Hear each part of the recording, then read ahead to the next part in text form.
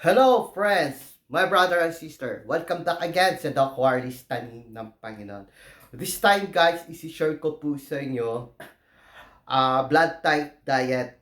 Ito yung mga blood type A na mga vegetarian. No? Guys, mga herbivore po kayo.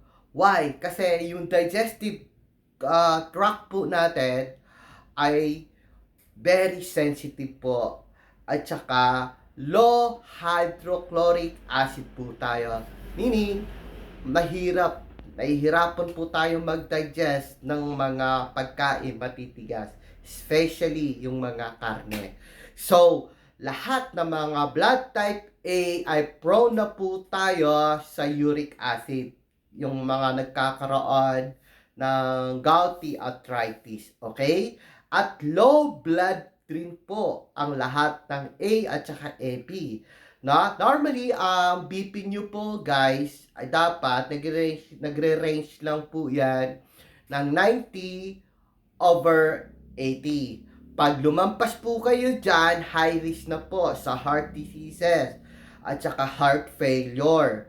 So, prone ang type A, AB, a liver problem at saka gallbladder disorder. No? Guys, susceptible na po tayo sa cancer. Kapag hindi po natin tatantanan at kung hindi man maiwasan, no, mag-lesson lang po tayo. Pero hanggat maaari, iwasan natin. Why? No? Prone na po tayo, susceptible na po tayo sa cancer kapag karne tayo ng karne. Okay? Ang personal trait ng isang type A ay more adapted to deal with dense population. Madali niya ma-adapt kung nasa karamihan tao siya and more cooperative po in nature siya.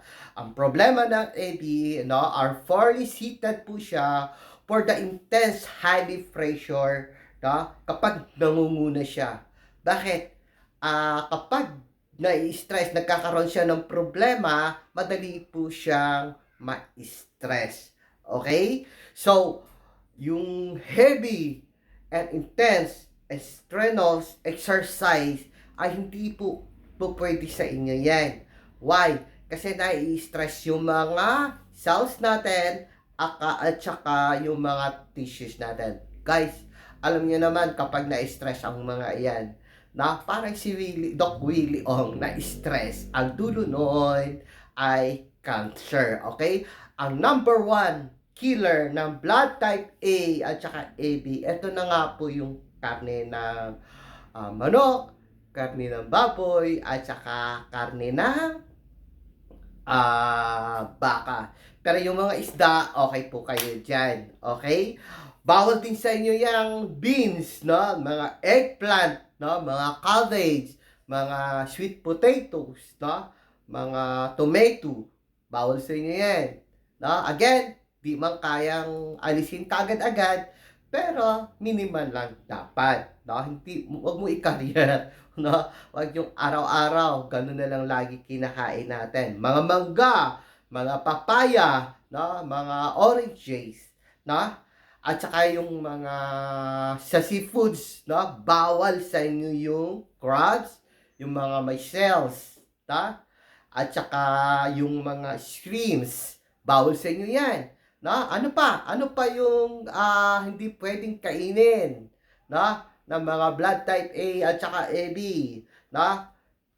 Bawas-bawasan po natin ang pagkain ng lahat ng dairy products.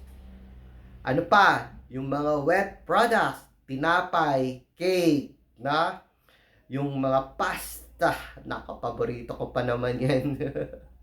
At saka tawag nita, lahat ng mga wet products bawal po hanggat maaari bawasan natin, no? Kung mahirapan tayong iwasan, bawas-bawasan naman po natin. Kasi kapag hindi natin binawasan yan, to, susceptible na po tayo sa cancer. Bakit? Nai-stress po. Nagkakaroon tayo ng oxidative stress at radical toxin. Higit sa lahat, ang bawal sa inyo, lahat ng malalamig, na malamig na tubig, malamig na oranges, mga milk ng salimbayan ngayon, mga milk tea, no? At saka malamig na soft drinks. Guys, pakinggan nyo lang po yung konting payo ko na ito. Okay? Kung ayaw nyo maniwala, na magkakain po kayo niyan, 2-3 araw.